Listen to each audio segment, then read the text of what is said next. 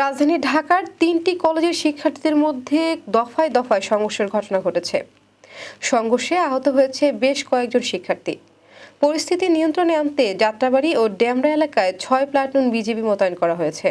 সোমবার পূর্ব ঘটনার জের ধরে কবি নজরুল সরকারি কলেজ ও সোহরাদি কলেজের শিক্ষার্থীরা ডেমরার ডক্টর মাহবুবুর রহমান মোল্লা কলেজ হামলা চালালে সংঘর্ষের সূত্রপাত হয়।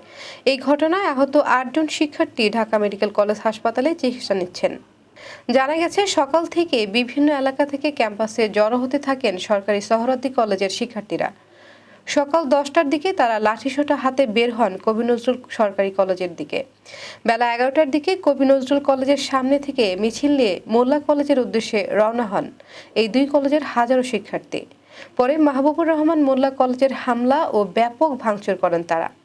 ঢাকা মেডিকেল কলেজ হাসপাতাল পুলিশ ক্যাম্পের ইনচার্জ মোহাম্মদ ফারুক বিষয়টি নিশ্চিত করেছেন। তিনি জানান, দুই কলেজের সংঘর্ষে এ পর্যন্ত ৮ জন ঢাকা মেডিকেলে এসেছে। তাদের জরুরি বিভাগে চিকিৎসা দেওয়া হচ্ছে। তাদের বেশিরভাগই মাথায় আঘাত রয়েছে।